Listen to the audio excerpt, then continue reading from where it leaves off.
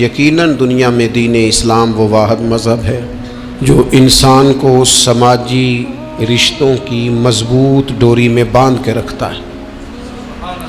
کہتا ہے مل جل کے رہو، ایک دوسرے کے لیے دل میں محبت رکھو، بغض، حسد، کینہ، عداوت، جھوٹ، بددیانتی، خیانت، ظلم، ان سب چیزوں سے اپنے آپ کو دور رکھو۔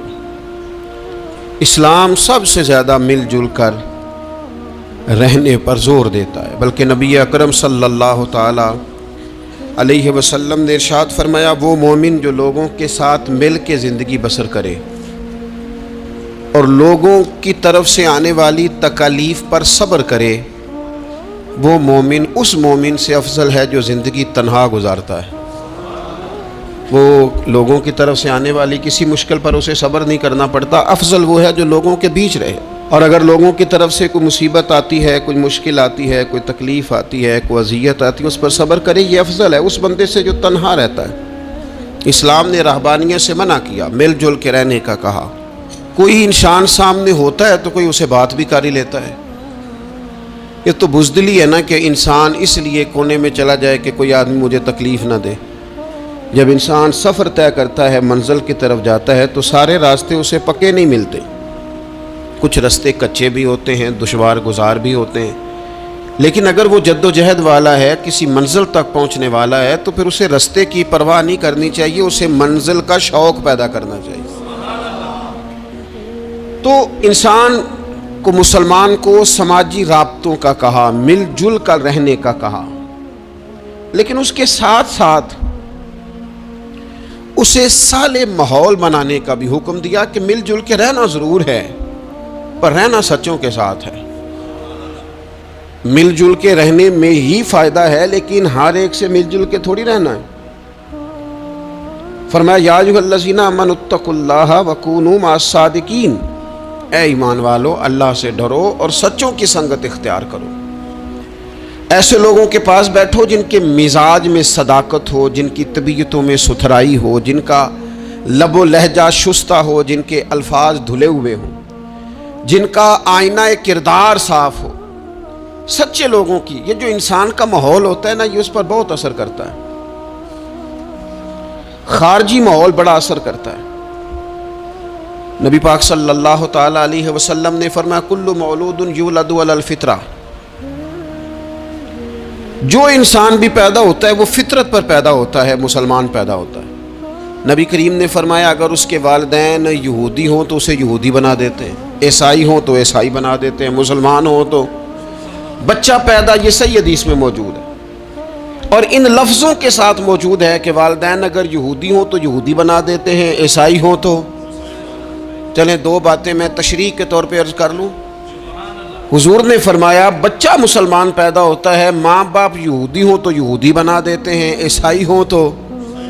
اب مجھے کیا لینے دو، اگر ماں باپ نمازی ہوں تو نمازی بنا دیتے ہیں، ماں باپ قرآن مجید پڑھنے والے ہوں تو قرآن مجید پڑھنے والا بنا دیتے ہیں، ماں باپ سچ بولنے والا ہوں تو بچوں کو سچ بولنے والا بنا دیتے ہیں، ماں باپ اگر رزق حلال کی تلقین کرنے والے ہوں تو امید ہے بچے بھی رزق حلال کمائیں گے۔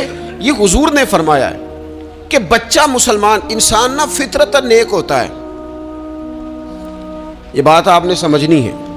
فی نفس ہی انسان مسلمان ہوتا ہے، فطرت پر پیدا ہوتا ہے۔ جھوٹ بولنے والا جو بندہ ہے نا، جو جھوٹ بولتا ہے، وہ بھی جھوٹ سے نفرت کرتا ہے۔ اب جھوٹے کو جھوٹا کہیں وہ ناراض ہو جائے گا۔ انسان فطرتاً، کوئی نہیں سمجھ آئی آپ کو میں نے کیا کہا ہے؟ انسان فطرتاً فی نفس ہی نیک ہوتا ہے، مسلمان فی نفس ہی پرہیزگار ہوتا ہے، اس کے مزاج میں اللہ نے نیکی۔ اگر کسی وجہ سے وہ غلطی میں الجھ گیا ہے، اس کا رزق ناپاک ہو گیا، لیکن اگر آپ اسے کہیں گے نا تو حرام کھاتا ہے تو ناراض ہو جائے گا۔ کسی وجہ سے کھا رہا ہے، اللہ معاف کرے، پر کہیں گے تو ناراض۔ یہ اچھا لوگ کیا کہتے ہیں؟ لوگ یہ کہتے ہیں دیکھو جی جھوٹ بولتا ہے، جھوٹا کھائے تو بگڑ گیا ہے۔ او بھئی، یہ جو بگڑ گیا ہے نا، اس پر اللہ کا شکر ادا کر۔ کیوں؟ اس لیے کہ جھوٹ بولتا ہے پر جھوٹ کو پسند نہیں کرتا۔ وہ کسی وجہ سے رزق اس کا ناپاک ہے، پر رزق حرام کو پسند، وہ رزق حلال والا کہلانا چاہتا ہے۔ انسان فی نفس ہی اپنے مزاج کے لحاظ سے برا نہیں ہوتا، لیکن جو اس کا ماحول ہوتا ہے نا، ارد گرد کے جو لوگ ہوتے ہیں، اس کا وہ اثر قبول. کیوں کہا اسلام نے پاک صاف رہنے کا؟ کیوں کہا طہارت کا؟ کیوں کہا صفائی نصف ایمان ہے؟ کیوں کہا کہ تم پاکیزہ رہو، یہ اسلام کا پسندیدہ عمل ہے؟ اس لیے کہ جب انسان کا ماحول صاف ستھرا ہوتا ہے تو اس کی طبیعت صاف ستھری ہوتی ہے. اس کے ارد گرد اگر پاکیزگی ہوتی ہے تو وہ اجلا اجلا سا محسوس کرتا ہے. آپ 2-4 دن غسل نہ کریں تو کیا 2 من مٹی چڑھ جاتی ہے بندے پہ؟ کیا اس پر کلو کے حساب سے گرد چڑھتی ہے؟ کچھ بھی نہیں ہوتا. لیکن وہ جو تھوڑی سی بھی گرد ہوتی ہے وہ وجود کو، طبیعت کو ثقیل کر دیتی ہے. آپ جب غسل کر لیتے ہیں تو آپ کو خود بخود اپنا آپ ہلکا ہلکا سا محسوس ہوتا ہے. یہ صفائی ستھرائی پاکیزگی ماحول کی یہ پسندیدہ عمل ہے. نبی اکرم صلی اللہ تعالی علیہ وآلہ وسلم نے اس ماحول کی خوبصورتی کو پسند کیا، اور حضور نے فرمایا ایسے لوگوں کے پاس بیٹھا کرو جن کے لہجے پاکیزہ ہوں، جن کا انداز اچھا ہو. اور مثال دی نبی پاک علیہ السلام. حضور فرمانے لگے اچھے دوست کی مثال اس طرح ہے جس طرح عطر فروش کی مثال ہوتی ہے. اگر کوئی اس سے سامان نہ بھی خریدے، سودا نہ بھی خریدے تو خوشبو تو آتی ہے نا. اور نبی پاک علیہ الصلوۃ والسلام فرمانے لگے برے دوست کی مثال دھونی دینے والے کی طرح سے. جس طرح اس کے پاس کوئی شخص بیٹھے تو اور کچھ بھی نہ ہو تو دھواں تو آئے گا کہ نہیں آئے گا؟ اسے کچھ نہ کچھ اس کے کپڑوں تک گرد پہنچے گی. اپنے ماحول کو ٹھیک رکھنا، اپنے ارد گرد صالحیت پیدا کرنا، اور اپنے دائیں بائیں نفاست پسندی کو لانا، یہ انسان کی بڑی ذمہ داریوں میں سے ذمہ داری ہے. ہمیں ہمارا دین منع کرتا ہے کہ کسی قوم کا طرز نہ اختیار کرو، مشابہت نہ اختیار کرو، کسی انسان کے، کسی غیر مسلم کے طریقوں کو نہ اپناؤ. فرمایا جس نے کسی غیر کا طریقہ اپنایا وہ انہی میں سے ہے. کسی غیر قوم سے مشابہت نہ اختیار کرو. اپنی الگ تمہاری تہذیب ہے، تمدن ہے، تم اگر اپنے طریقوں پر رہو گے تو نفاست پسند رہو گے، تمہارے ماحول میں اس کا اثر نہیں آئے گا. آپ دیکھ لیں، غور کر لیں، ہمارے ماحول میں آج کتنی خطرناک چیزیں داخل ہو گئی، نہ چاہتے ہوئے بھی داخل ہو گئی ہیں، نہ چاہتے ہوئے بھی. کئی جگہ پہ ویسے مطلب سفر کر کر کے بندہ نڈھال ہو جاتا ہے، جا جا کے نڈھال ہو. پھر کچھ ایسی جگہوں کی اگر دعوت ملتی ہے آپ کو تو آپ ویسے ہی پریشان ہو جاتے ہیں. یعنی اگر پہلے تو یہ ہوتا تھا کسی بزرگ کا عرس منانا ہے، اب دعوت ملتی ہے کہ ان کا یوم ولادت ہے، اس پہ جلسہ کرنا ہے. میں نے کہا پہلے عرس گن لو سال کے کتنے ہیں، اور اگر ایک ایک کے 2 کرو گے تو پھر بتاؤ تمہارا خرچہ کتنا کو ہوگا، اور تم کہاں تک بات لے کے جاؤ گے. کچھ چیزوں کو نارمل رہنے دو. ایک ہستی کا میلاد منایا ہے پوری دنیا نے، اور وہ رسول پاک کی ذات گرامی. باقی تو ہم نے کبھی نہیں دیکھا. آپ نے کبھی دیکھا حضرت صدیق اکبر کا یوم ولادت منایا جا رہا ہو، حضرت عمر کا، حضرت عثمان کا، مولا علی کا؟ تو یہ باقیوں کو کیا مسئلہ ہو گیا ہے؟ تھوڑا سا اعتدال میں رہیں، تھوڑا سا معتدل رہیں، درمیانی چال چلیں. جب وہ عظیم ہستیاں جن کا طریقہ دین ہے، حضور نے فرمایا میرے طریقے پر بھی چلو اور میرے خلفائے راشدین کے طریقے پر بھی چلو. جب وہاں جن کا طریقہ بہت ہمارے لیے بہرحال دستور حیات ہے، جب ان لوگوں کے لیے چیزیں نہیں ہیں تو بعد والے اس قدر شدت کے ساتھ اگر یہ کام کریں گے تو بات دور نکل جائے گی. پھر اس کو سمیٹنا سنبھالنا آسان نہیں رہے گا. تو فرمایا کسی قوم سے مشابہت نہ اختیار کرو، اس لیے کہ تمہارے ماحول میں پھر کچھ ایسی چیزیں آ جائیں گی جو ٹھیک. یہ کتنی رسمیں آئی ہیں ہمارے، مہندی کہاں سے آئی ہے؟ ہماری اپنی ہے کہ غیروں کی ہے؟ یہ مائیاں کہاں سے آئی ہیں؟ اپنی کہ غیروں کی؟ یہ جتنی رسومات ہیں، جتنی میں نے ایک دفعہ سرچ کی، تھوڑی سی میں نے تحقیق کی، تو ایسی ایسی عجیب رسمیں سننے کو ملی. لڑکا بیاہ کے گھر آیا ہے، اس کی اماں اس کے چہرے کے اوپر سے پانی پھیر رہی ہے. یہ تو خالص ہندوؤں کا طریقہ ہے، کسی کے چہرے کے گرد پانی پھیرنا خالص. یہ آپ نے بھی سنی ہوئی رسم؟ وہ بیاہ کے واپس آیا، یہ آپ کیا کر رہے ہیں؟ اور پھر کہتے ہیں اماں کو پانی نہ پینے دینا ورنہ بیماریاں ادھر چلے جائیں گی. کیا بات کرتے ہو؟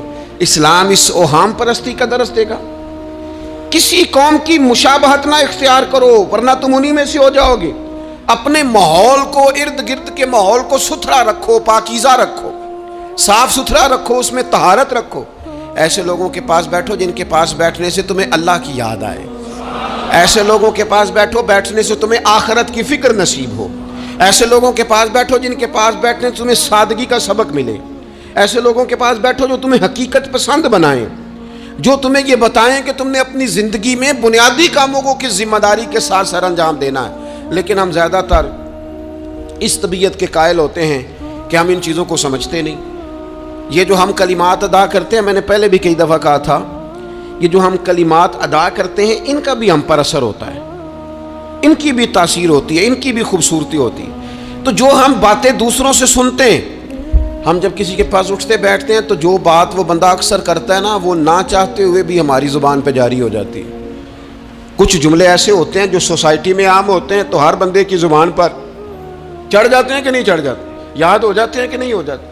تو ایسے لوگوں کے پاس بیٹھا جائے جو خیر کی بات کرنے والے ہوں، تاکہ ہماری زبانوں پر ہی خیر ہی جاری ہو، کوئی شر والا عمل ہماری زبانوں پر جاری نہ ہو۔ اچھائی، نبی پاک علیہ الصلوۃ والسلام تبوک سے واپس آ رہے تھے، رستے میں مقام جارانہ پر حضور علیہ الصلوۃ والسلام نے حضرت بلال حبشی رضی اللہ تعالیٰ عنہ سے ایک مقام پہ فرمایا اذان پڑھو۔ سیدنا بلال نے اذان پڑھی، چند نوجوان وہاں کھیل رہے تھے، ان میں سے ایک نوجوان جناب ابو معذورہ بھی تھے، انہوں نے نا حضرت بلال حبشی کی آواز کی نقل اتاری۔ یہ اگر نیت اچھی ہو نا تو اچھوں کی نقل بندے کو تار دیتی ہے۔ ہاں، اگر نیت اچھی ہو، اگر معاذ اللہ توہین کی نیت ہو تو یہ مسئلہ خطرناک ہے۔ حضرت موسیٰ علیہ السلام کے زمانے میں ایک شخص تھا تو جناب موسیٰ کی نقل اتارتا تھا، اس کا انتقال ہو گیا تو رب کریم نے فرمایا اس لیے اسے معاف کر دیا ہے کہ ادائیں تو میرے کلیم کی اپناتا تھا، ادائیں تو میرے کلیم کی اپناتا تھا۔ حضرت بلال کی نقل اتاری تو سرکار کے کانوں میں آواز گئی، آپ نے صحابہ سے فرمایا بچوں کو لاؤ۔ اب جب ان کو منگوایا تو وہ دوڑ گئے، محبوب نے فرمایا کتنا کو دوڑو گے، پکڑ تو ہم نے لینا ہے۔ سب بچوں کو لے آئے، حضرت ابو معذورہ بھی ہیں۔ حضور نے فرمایا کس نے اذان کی نقل اتاری ہے؟ تو یہ بچے بڑے پکے ہوتے ہیں، اگر ایکا کر لینا آپس میں۔ حضور نے فرمایا کس نے اذان پڑھی ہے؟ کوئی نہیں بولا۔ کریم فرمانے لگے چلو باری باری سناؤ۔ اب حضرت ابو معذورہ کی باری آئی، مختلف انداز میں بھی روایت مختلف جگہوں پہ موجود ہے۔ جب ان کی باری آئی انہوں نے اذان پڑھی، پہلے تو پڑھی تھی اپنی مرضی سے، اب پڑھی کریم رسول کی صحبت میں کھڑے ہو کے۔ اور یار حد ہو گئی، جو نبی پاک کے سامنے کھڑا ہو کے کہے اشہد ان لا الہ الا اللہ، جو حضور کے سامنے کھڑا ہو کے کہے اشہد ان محمد رسول اللہ، پھر وہ بندہ خالی رہ جائے؟ حضور نے فرمایا کتنی سونی ہے تیری آواز۔ اور پھر سرکار نے ان کے سر پہ ہاتھ پھیرا، پھر ان کے دل پہ ہاتھ پھیرا۔ تھوڑی دیر ہوئی ایک آیا کالیاں زلفاں والا، ایویں تھوڑی دیر ہوئی ایک آیا کالیاں زلفاں والا، دو کڑیاں میرے من وچ رکیا ہے تے کر گیا نور اجالا۔ ہر چیز تبدیل ہو گئی۔ محبوب نے دعا کیا اللہ انہیں اسلام کی ہدایت دے دے۔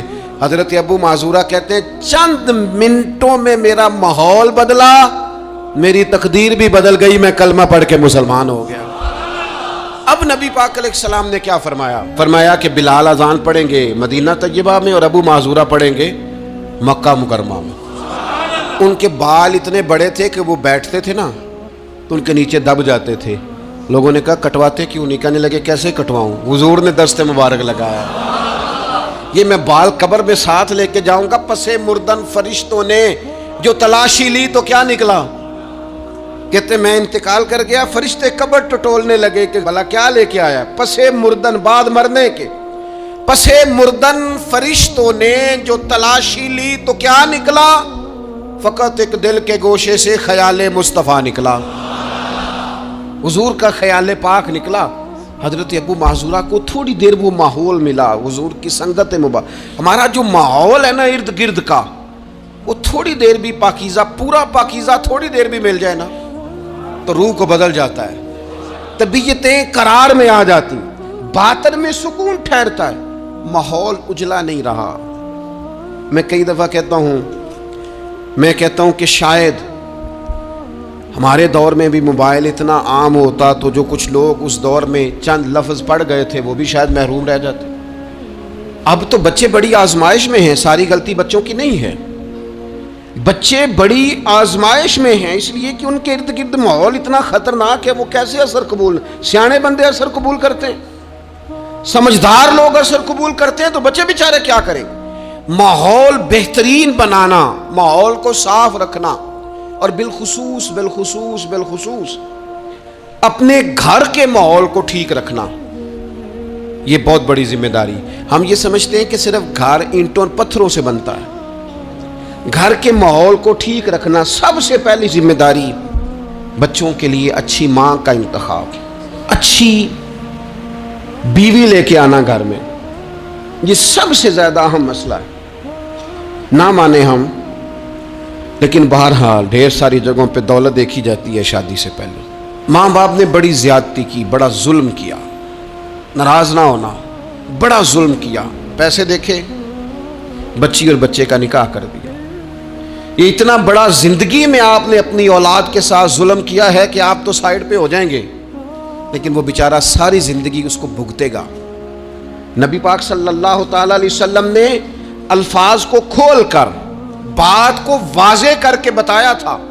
ایک تو ہوتا ہے نا کہ آپ کو کسی تشریح میں جانا پڑے، حضور نے بالکل کھول کے فرمایا کہ عورتوں سے محض ان کی خوبصورتی کی وجہ سے شادی نہ کرنا، اس لیے کہ خوبصورتی ان کو ہلاکت میں ڈال دے گی، اور فرمایا محض ان کے مال کی وجہ سے شادی نہ کرنا، مال ان کو سرکش بنا دے گا۔ یا رسول اللہ صلی اللہ تعالی علیہ وسلم پھر کیا کریں؟ تو محبوب فرمانے لگے ان کی دینداری کی وجہ سے ان سے شادی کرنا۔ اور یہ ابن ماجہ میں لفظ موجود ہیں، اللہ کے محبوب علیہ الصلوۃ والسلام فرمانے لگے کان میں سوراخ والی کالے رنگ کی باندی اگر دیندار ہو تو تمہارے لیے بڑی بہتر ہے۔ باندی ہو، رنگ سیاہ ہو، کان میں سوراخ ہو، اس سے نکاح کر لینا، شرط یہ ہے کہ دیندار ہو۔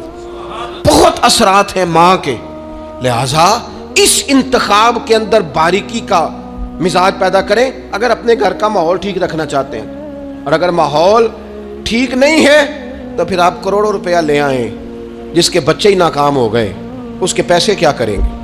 آپ بہت بڑا گھر بنا لیں، لیکن اگر بچے ہی ناکام ہو گئے تو آپ کی بڑی حویلی کیا کارنامہ سر انجام دے گی؟ اور اسی طرح کا معاملہ مرد کے ساتھ بھی ہے۔ نبی پاک علیہ الصلوۃ والسلام نے فرمایا جب تمہیں ایسے لوگ پیغام نکاح دیں جن کا دین اور اخلاق اچھا ہو تو پھر اپنی عورتوں کا نکاح ان سے کر دو۔ اگر ایسا نہیں کرو گے تو زمین میں فتنہ برپا ہوگا، فساد ہوگا۔ نیک مرد جب ملے تو پھر اس کے ساتھ نکاح کرو۔ صحیح بتانا، خالی نیک دے کے رشتہ دے دیا جاتا ہے؟ نیک ہے، دیندار ہے، اچھے اخلاق والا ہے، خالی تقویٰ دیکھ کے لوگ رشتہ دیتے ہیں؟ بڑا کچھ دیکھا جاتا ہے، بڑا پس منظر دیا تو تنخواہ تھوڑی ہو تو کہتے ہیں کماتا ہی کچھ نہیں۔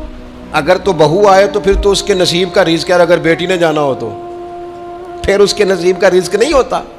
تو جن رشتوں کی بنیاد لالچ پر رکھی جاتی ہے وہاں گھر کا ماحول درست رکھنا ممکن نہیں رہتا۔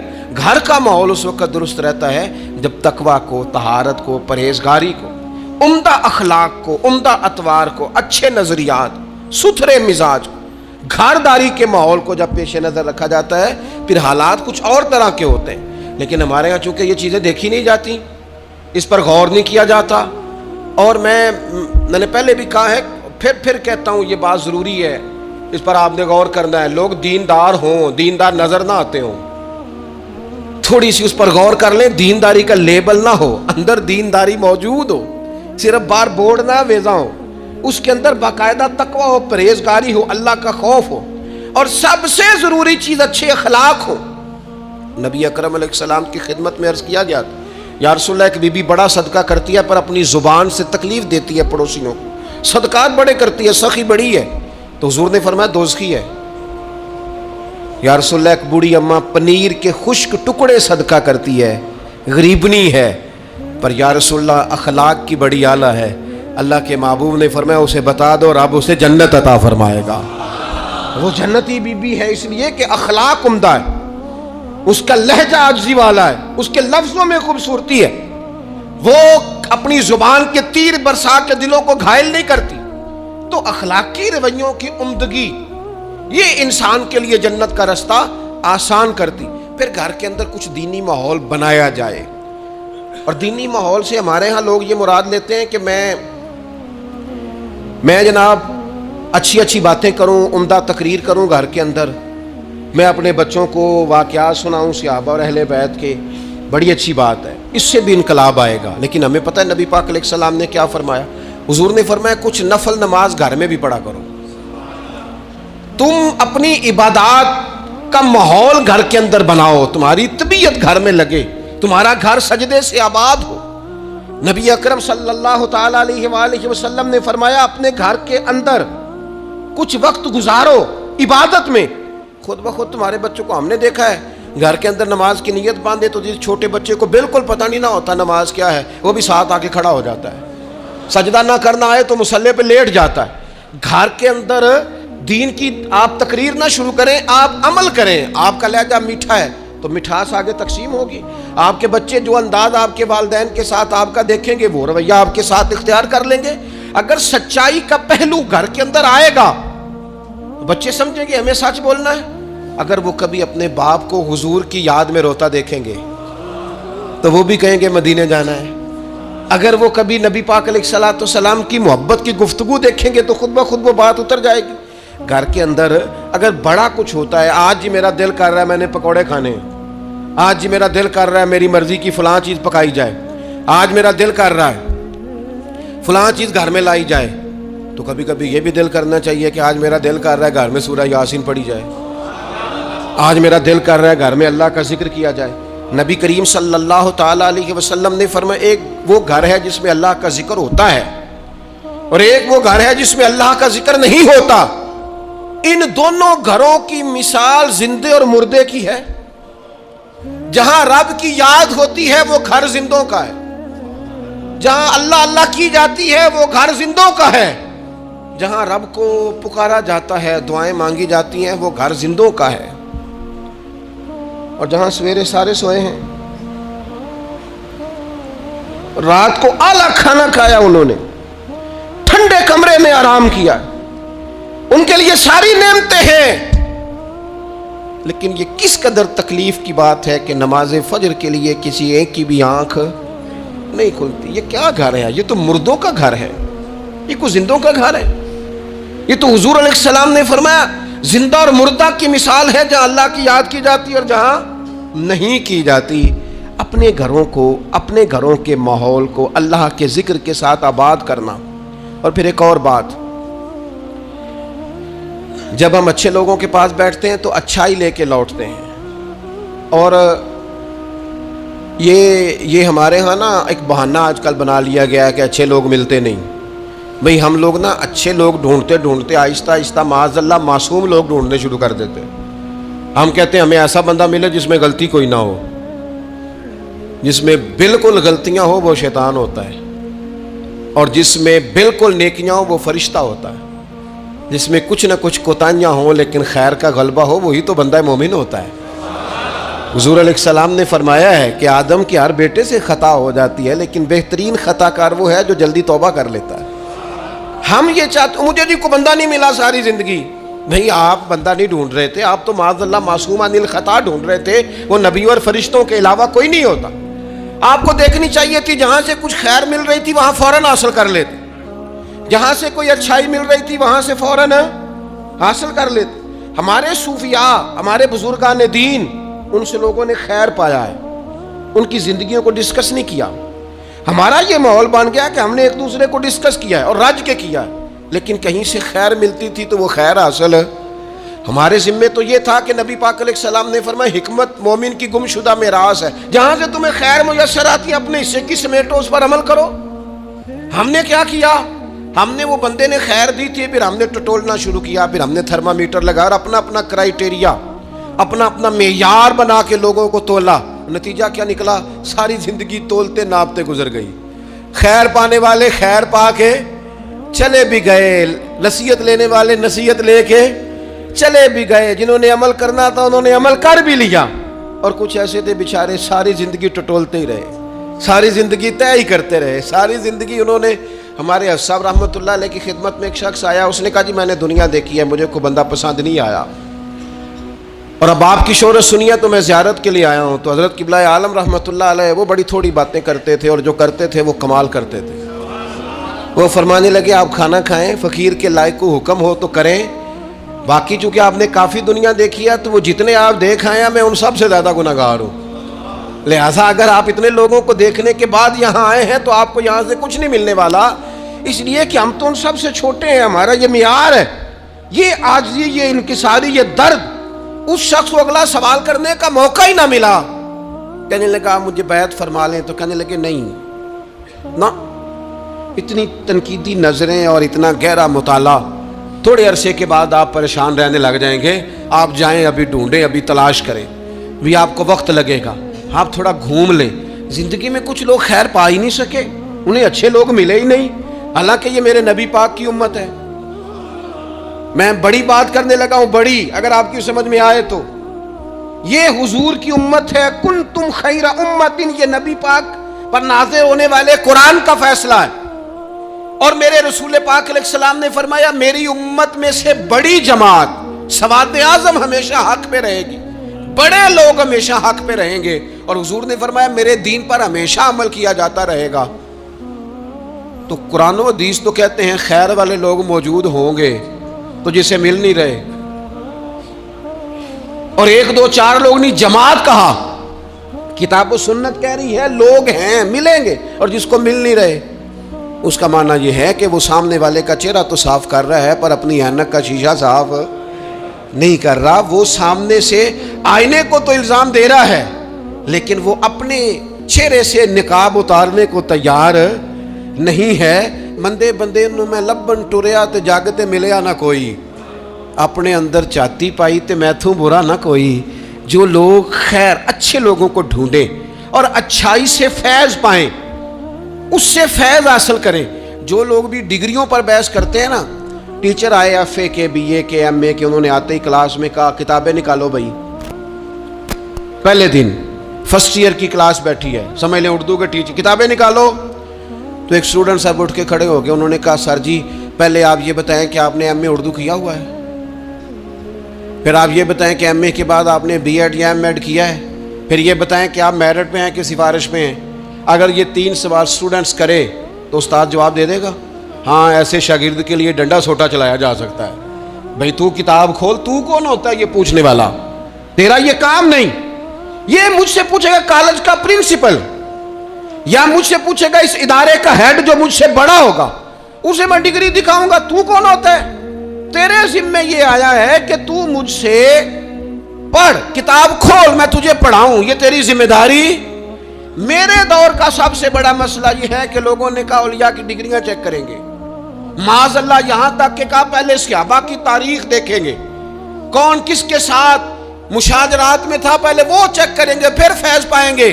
ہمیں تو ہمارے نبی نے کہا تھا صحابی کا نجوم، میں نے یہ سارے تمہارے لیے ستارے بنائے ہیں، تم جس کے پیچھے چلو گے اللہ تمہیں ہدایت عطا فرما دے گا. لیکن یہاں لوگوں نے کہا ہم ڈگریاں دیکھیں گے. نقصان کیا ہوا؟ بے فیض رہ گئے.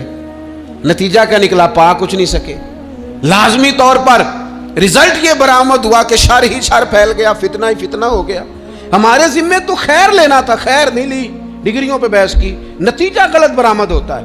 اپنی مومن کی گم شدہ میراث ہے حکمت، جہاں سے خیر کی بات ملے اسے لو. حضرت عبداللہ ابن عباس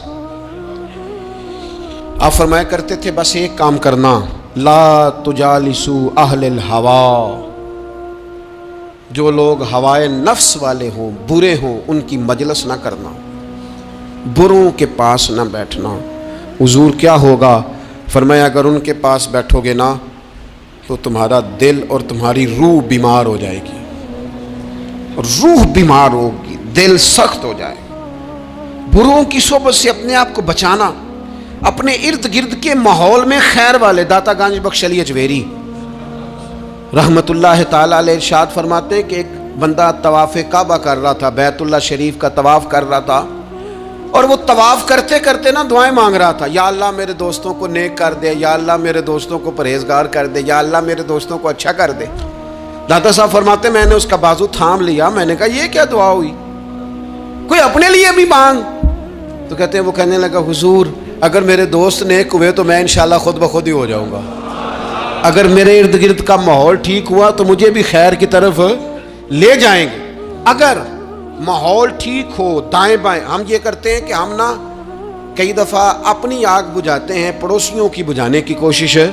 میرے ابا جی پتہ کیا کہا کرتے تھے؟ وہ کہتے سن پتر جے گوانڈیاں دی آگ نہ بجھائیے تے اپنے گھر بھی آ جاندی۔ تو پڑوسی کی آگ کئی دفعہ اس لیے بھی بجھا دینی چاہیے کہ ایسا نہ ہو کہ اگر وہ جلتی رہی تو ہمارے گھر بھی۔